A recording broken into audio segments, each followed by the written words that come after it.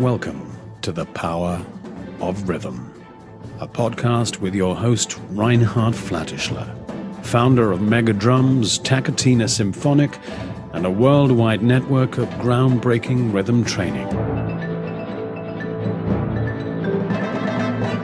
This podcast will offer you an incredible diversity of voices around the one thing that connects us all: rhythm.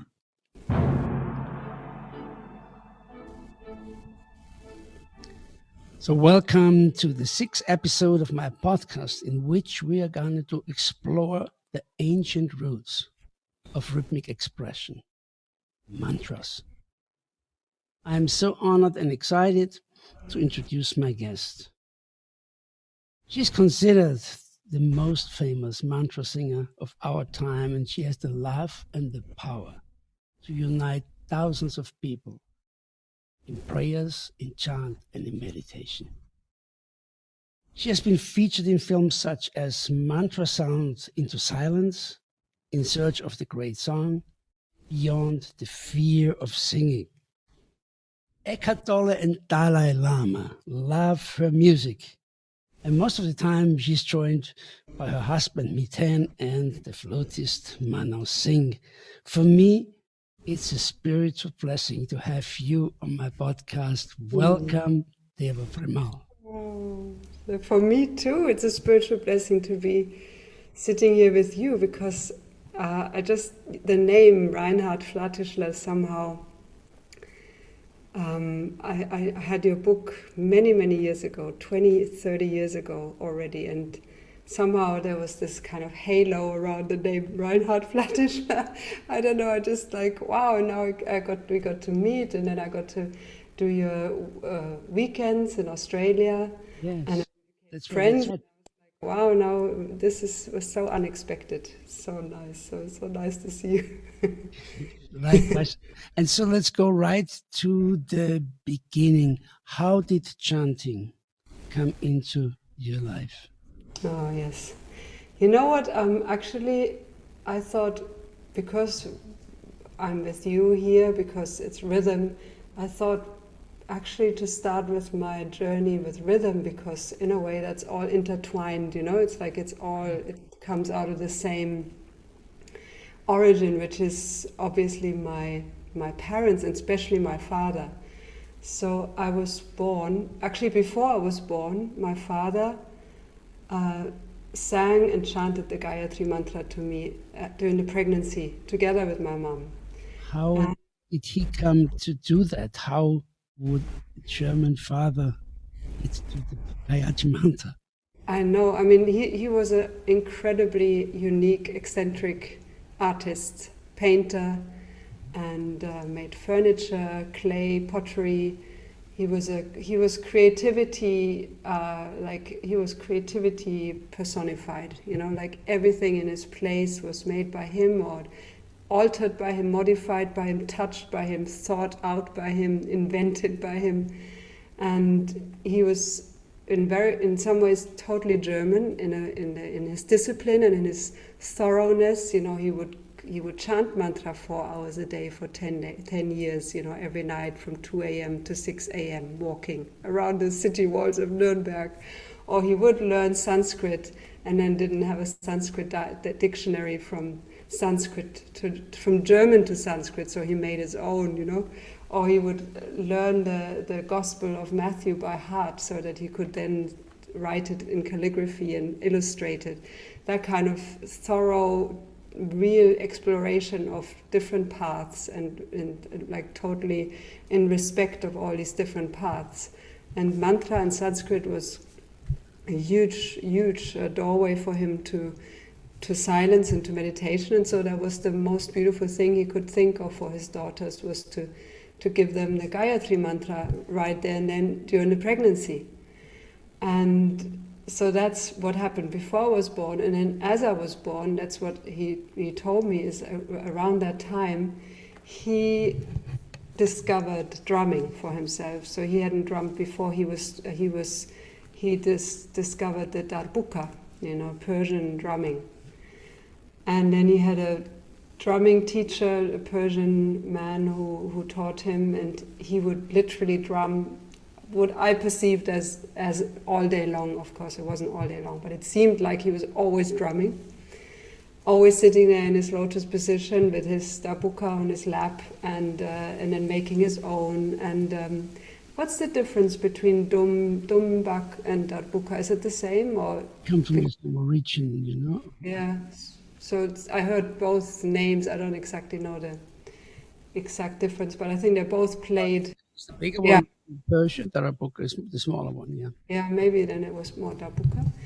And so I had that side, this very quite intense father with drumming and wild in some ways and totally controlled in other ways.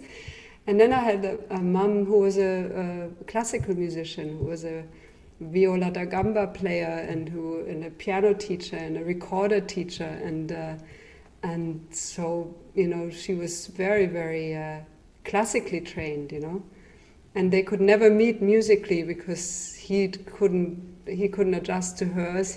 She couldn't improvise, you know, she didn't know how to improvise, as many classical players don't dare, even if they could. And so there was these two influences that were very separate in a way from each other, you know, for me. And somehow I kind of grew up with that thing, oh, the drumming gets on my nerves, you know, like it's just too much, or I don't know, I just didn't really, of course he wanted us to drum, and we didn't really get into it. And I guess I was more my mom's child, you know, I was more on that side of the equation, you know. And it took me until I was 15 or 16 when I realized, and when I started to really appreciate him for the amazing character that he was and the gifts that he actually had, and wasn't not somebody I only needed to be afraid of, which is what I was as a kid. He was such a strong character. When I really learned to appreciate him, I also learned to appreciate the drumming and how much I loved drumming with him. So then, in my teenage years, I often went, we didn't live together from when I was 11 years old, so I would often go to him and we would just drum for an hour or two or Together more. with you? Yeah, together. He had so many drums, and also Miten, my beloved, we would go together. He didn't speak English. My father, Wolfgang was his name.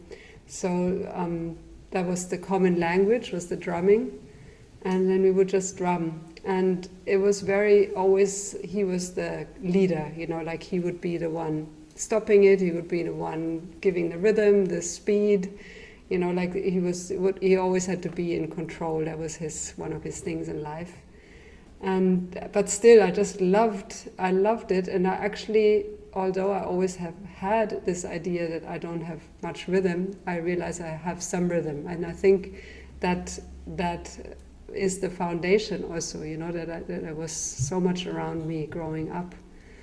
And so that's, yeah. Kind of karmatic beauty that is, that you're born in this environment, that this happens to you like in the mother's womb, and then growing up in this very intense beauty. Who's grown up like this? I mean, you must have done some great things in your past life. Yeah, but at the time of growing up, it was just pretty, you know, I just wanted to be like everybody else, you know. I wanted to have like a leather couch or sheets on the bed, or I didn't want to eat meat. I grew up vegetarian, and they said you can eat it if just not from us, but you can eat it, you know, if you go out. But so that I didn't. But I just really wanted to kind of blend in more, and at that time, you know. But anyway, I do really appreciate it now, and it's a very colorful, extremely colorful way of growing up, which I really love. And so that's the drumming, and then I like even now when I drum by myself, that's the drum I feel like I can kind of hold rhythm, you know. Like I wouldn't really know what to do with a djembe. I don't have the technique, but somehow, you know, now the darbuka just feels kind of familiar, or, you know, very The question comes, in this time where you grew up, did you continue to chant already Gayatri mantra and other things, or in the like when you were 10 or 14 or? Yeah, that's a good question. I mean, so as soon as I was born, they kept chanting the Gayatri mantra with me or for me, and then as a child, every night they would come, to my bed, and then we would sing the Gayatri mantra 3 times before sleeping. So that was just a normal thing every night. And then I would have my own personal mantra, and my sister would have her own personal mantra. Mine was Satchit Ananda, which is truth, consciousness, bliss. So I would say that 3 times, and then I did that. I must have done it for sure until I was about 9 or 10. And then at some point I had my rebellious phase where I wanted to get baptized, and I said the Lord's Prayer afterwards, kind of, secretly, so that they wouldn't hear. But they were totally fine with it, but I just thought they wouldn't. And then I think around 10 or 11, I know around that time, I found my own spiritual path, which was finding Osho as my spiritual teacher, as my guide. And then finding my own way, which didn't include mantras, because mantras was something that my father had kind of put upon me, like I had to do, and I didn't even know.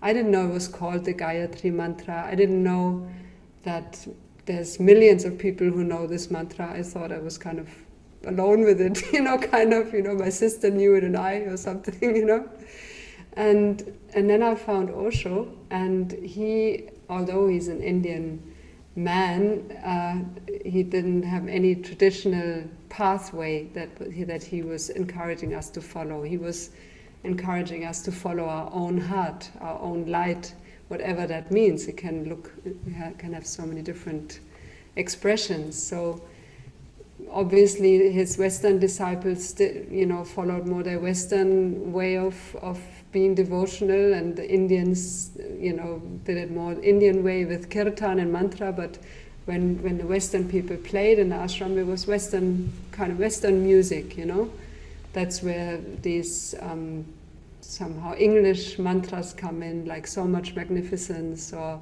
fly high, or that's the kind of thing we sang in the 80s in ashram, with thousands of people, And Miten was then in the ashram. Did you meet him in the ashram?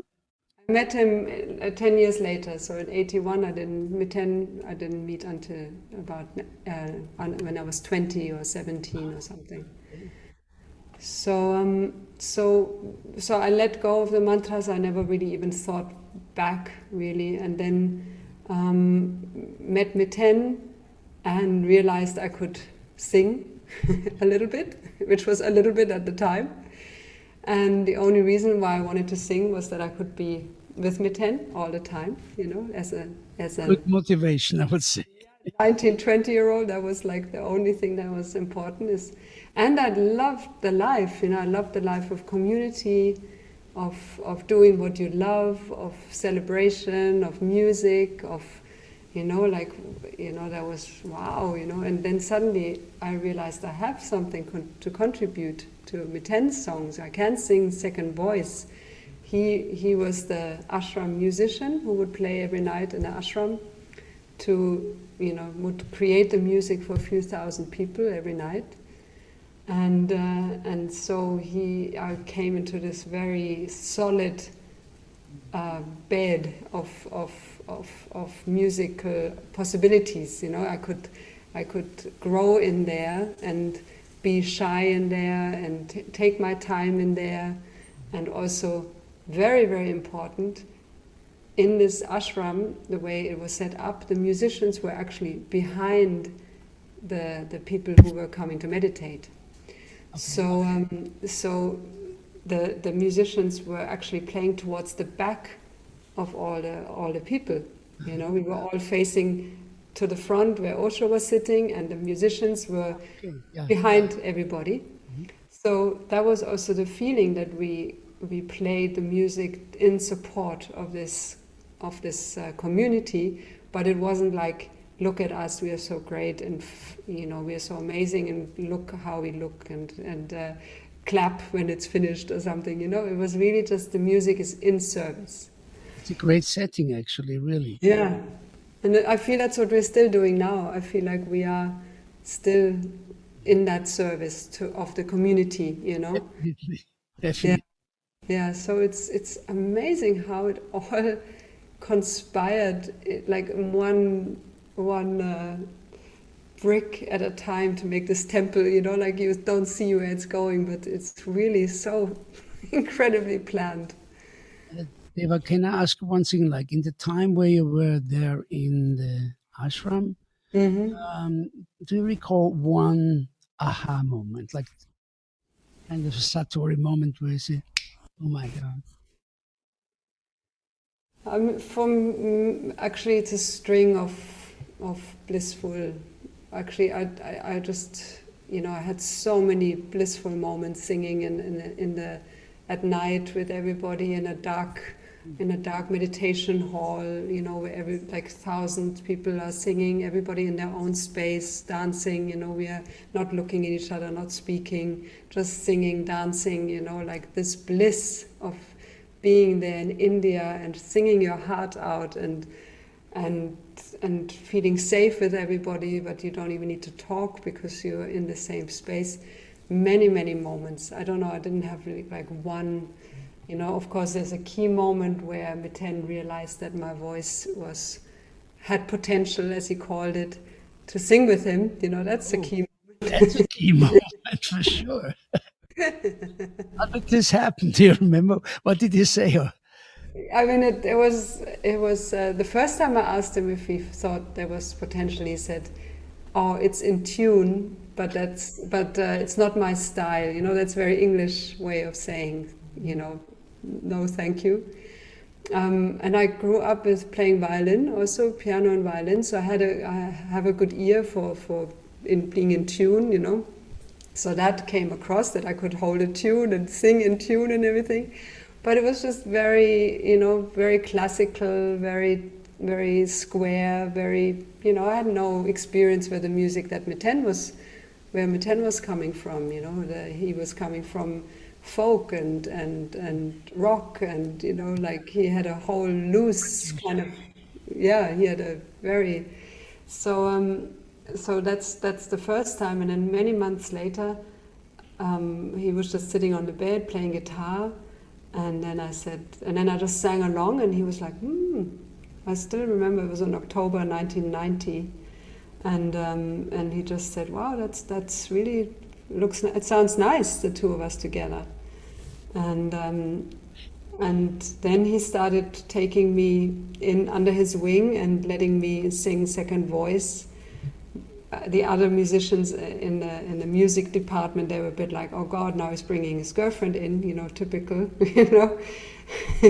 So they were not. There were some who were really supportive, and some who were. I mean, nobody was mean or anything, but I had to pay my dues also. I had to, and I was very, very, very shy. So I would really not open my mouth if I didn't know what I was doing, which Miten also appreciated, because other people often are singing louder when they are shy, So can go either way. Luckily, that was my strategy, and so then I started singing with him, just second voice here and there, and just being in that space, and can just imagine you're in this hall, and there's 2,000 people sitting, dressed in white. And pin drop silence, because we couldn't even go in if we had a cough. Like you had to be pin drop silent for 2 hours. If you couldn't do that, then don't come. So this whole hall is sitting there in complete meditation, and you put that first sound into that space. It's so delicate, and it's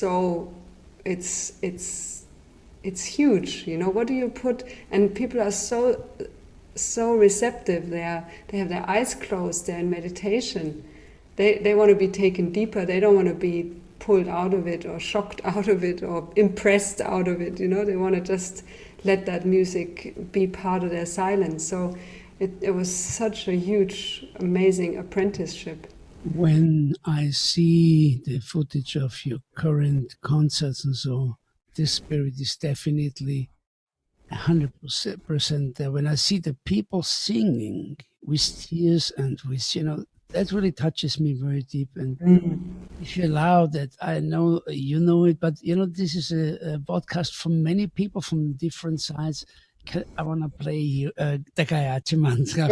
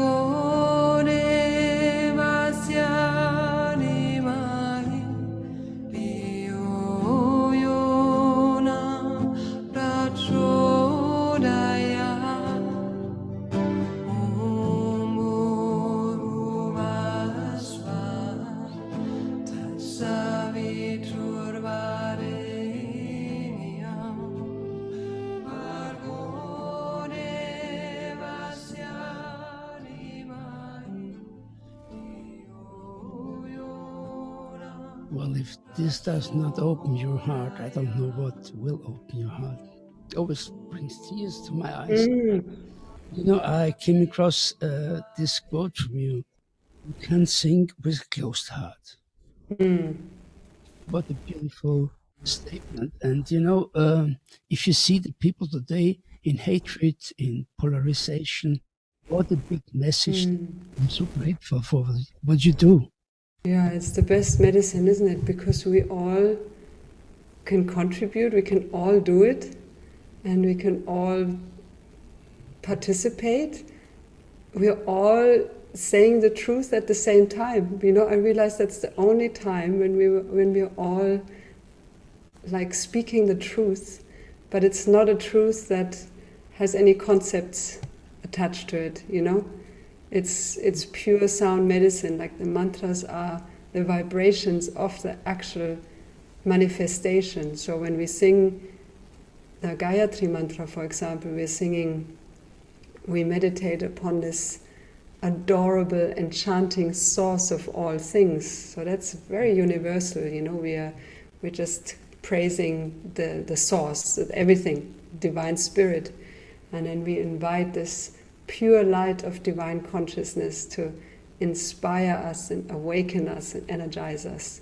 So it's a prayer to the sun, to the light, the divine light. And that's what I love so much, that there is no concept, there is no religion. Of course now it is part of Hinduism, but this was way before Hinduism. It's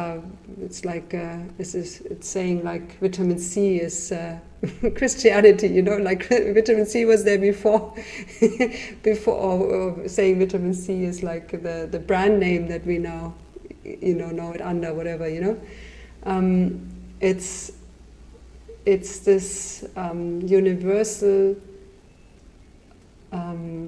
beyond answers, beyond questions and answers. It's like drumming, no? It's the same thing. Like we all contribute, it's beyond words, and we all go into this flow together, and it brings us in the moment. And as you know from Taketina, probably you remember that we share another thing together.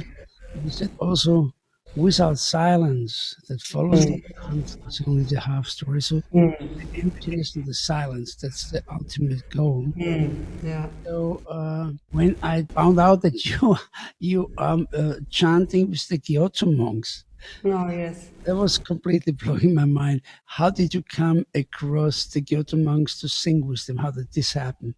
Oh, yes. So, yeah, we spend a lot of time in Australia. We've spent the last 20 years in Australia every year, 3-4 months. And a friend of ours, Maureen Fallon, she's an Irish woman who lives in Australia. She made it her life's work to always bring the Gyotomonks to Australia, like 4 or 5 monks for a year, and then she would travel around with them, that they would hold their pujas and praying blessings, sand mandalas and everything. And she always said, let's do something together, and I could never see it. Like, what they have such amazing extreme voices, you know. How would I fit in there? Like, I don't see it.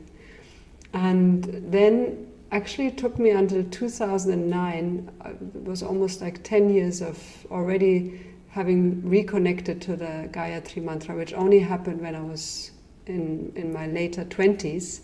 So from like 10 until 27 or something, I didn't sing mantras, didn't have any connection with mantras.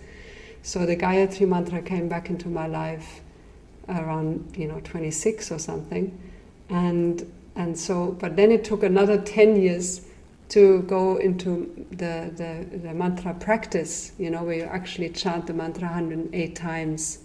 Before we were just always singing them, like just putting beautiful melodies and having that heart-opening feeling at the same time as when you chant. But in 2009 I started to explore the actual traditional way, which is to focus on the repetition and have this very simple melodies where you just repeat and repeat. And the beauty of that and the strength of that, and we recorded 2 albums like that to help and support people in their mantra practice. And one day I thought, oh my God, how would it be if we could do that with real monks, like where we could actually tap into the power of them having chanted all their lives and giving their whole life to the expression of chanting mantra with their incredible voice, especially the Gyotomonks. They're famous, for their voices. And so I went to them and I said, could you imagine with me, woman, Western woman, and they were so ready and they were so happy to do it. And that's always my experience. There's no spiritual arrogance in them or making me feel small or whatever, they were just so happy to do it. But they said, look, we actually don't do this so much. We don't just sit down and do 108 Om Mani Padme Hums, really. We do that while we are, sweeping the floor. We do it while we go about our lives. When we sit down, we actually chant the scriptures. We have all this, we recite. So, but we'll be happy to do it with you. We are very happy to record it. So they came up with these 7 mantras that they wanted to share, and they came to the studio. And it's 4 of them. It sounds like many more because they have these big, amazing voices. They had their malas, and then they chanted the 108 times. And then later I would add my voice and I would get into their rhythm. And it was very sweet because, I'm so German, so I felt like it really needed to be 108 each time. But when I counted, none of them were really 108.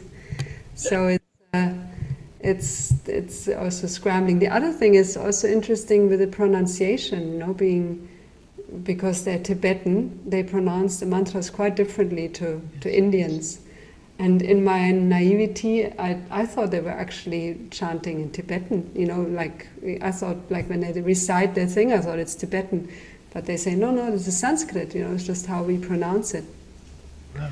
So that was a good wake-up call, because often there's this thing of, what's the correct pronunciation, and is it still working when you maybe don't pronounce it correctly? So, are the Tibetans more correct, or are the Indians more correct? So it just also opens the possibilities of what can be done. And so we did this, and I think the most powerful for me is the one that is with just one monk. That's with Sonam, and that's the White Tara mantra. So that's so special, because Sonam had spent 2 times, 3 years, 3 months, and 3 weeks and 3 days in solitary retreat, dedicated to the White Tara. And he's the one chanting this mantra and letting me chant with him. And it was so funny, he couldn't actually chant it slow. He didn't, because he does it so fast, and he couldn't have recognized it. So we had to kind of have a conductor there with him who kept slowing him down, like, no, just slow. And I find that so strong, and so I feel so honored that I would be allowed to be with him, and they liked it because it's a tantric order, the Gyotomonk. The Gyotomonks is a lineage of tantric order, so they felt really good with the feminine energy in. And then I don't know if you know David Darling, the cellist, and Kit Walker, who's an amazing keyboard player. So they created the musical landscape, and they did amazing. I think. But did you record it in Molumbimbi, or? In Molumbimbi, yeah.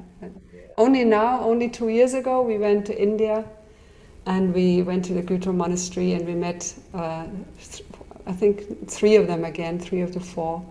And we got to be there at 5 a.m. when they did their pujas with the hundreds of monks in the hall, and hear all those hundreds of monks at the same time. It was amazing.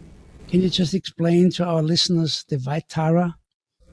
White Tara, yes, she's the goddess of compassion, and Om Tare Tu Tare Ture Swaha is the mantra for the green Tara. So there's the different aspects of that compassionate energy, and the White Tara is also for long life and healing. And it's Om Tare Tu Tare Ture Mama Ayupune Jana Putim Kuru Soha. I wrote one too, and I chose today compassion, because I really think we need it. we really need that very much.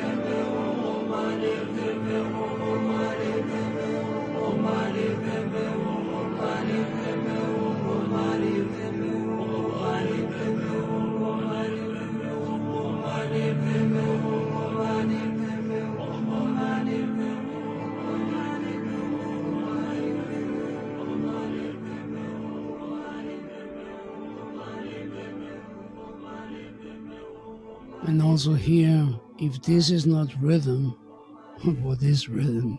That's really rhythm as its very essence, shaking every cell in you as you meditate with it. It's so incredible.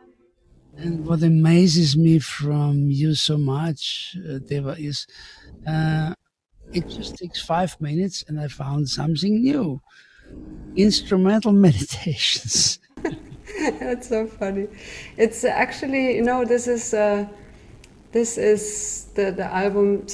So in 2018 or 19, we released an album called Deva as the title, and it is very, very, very dear to my heart because it features the 7 chakra Gayatri mantra, which is also known as the long form of the Gayatri mantra. And that's the first mantra I actually composed the melody for. Like Meten is usually the composer. We have also Manoj composing many mantras, and another friend Praful who composed amazing amount of beautiful mantras. But I never really did it myself, and I never gave myself the time or even space or even mind space that I could do such a thing. I was like, I'm just not a composer. But Joby Baker, who is the producer of many of our albums, he's an amazing musician. He just said, you just got to do it. You just have to, And I wanted to. So, but he really just didn't let me get away without doing that, and the melody came, and it really, once it was there, it felt like, oh yeah, that's the melody for me, to sing. It was then, there was no more question, and I didn't know that that's how it feels. I thought forever you could feel like, is this really how it should be? Like, couldn't you improve it, or And so this album I love very, very much. It's also got Anushka Shankar on it. Heard it, of course. Yeah, and that's a huge honor that she would play on it. And she plays on Prabhuji, which is a song in Hindi that actually Ravi Shankar and George Harrison composed for the Chants of India CD in 1997. So to sing that and to have her play on it, that was beautiful. And then so we made this album, which then became Grammy nominated, which was another huge total surprise. And then one day we thought, let's listen to the album without the vocals. Let's just listen to the instrumental background, basically. Oh. And it was so nice. I thought, I would like an album like that, where you can imagine the mantras, because you've maybe heard it with me singing it, but it's not there. It's this space. It's really good instrumental music, which I think is hard to find. At least I don't often know where to look for it.